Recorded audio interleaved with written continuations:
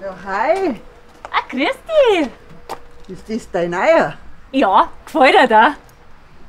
Nicht schlecht. So alt ist der ja noch gar nicht.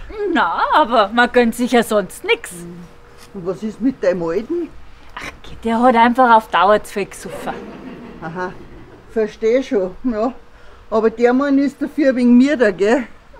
Das ist aber schon der einzigste Nachteil, gell? Ja, gut. Ich wünsche dir auf alle Fälle noch viel Spaß damit. Danke, wer ich hab. Hey Schnucki, Sowieso? schlaf dich noch aus, wenn du auf Nacht fit bist.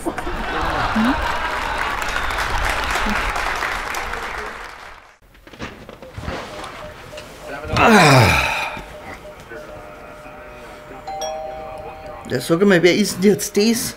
Irgendein Backelfahrer. Und das kennst du am Klingeln. Na, aber die kommen allweil dann, wenn ich auf dem Klo hock oder wenn ich mich grad aufs Kanapee hingelegt hab. Ja, ja.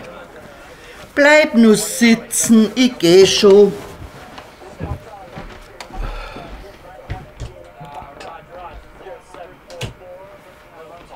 Da schau her. Das Backel ist für dich.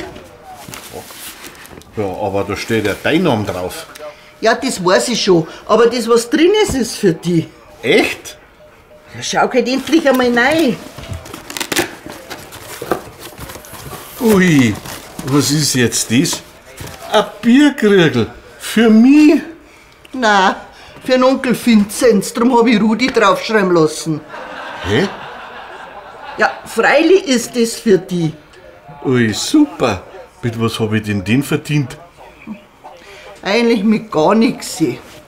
Aber ich hab mir gedacht, wenn's dir auf Nacht öfters jetzt mit mir zusammensetzt, dann hast Ein Geschmarrn, ich brauch doch daheim keinen gravierten Bierkrug nieder. Ich weiß doch, wie ich heiß. Sowas gehört ins Wirtshaus, an den Stammtisch. Okay, die wissen doch auch, wie's heißt. Ja, eben. Dann bringt mir die Kathi jetzt endlich einmal mein Bieralbe im selben Krügerl. Weil bei den Glasl weißt du nie, wer vorher sein Bläschel drin gehabt hat. Den bring ich jetzt gleich rüber ins Wirtshaus. Erst sehen wir die schauen werden he. Ja, und ich erst. Bayern Comedy wird unterstützt durch die private Landbrauerei Schönram, Chiemgau Trachten in Bad Endorf und bavariashop.de.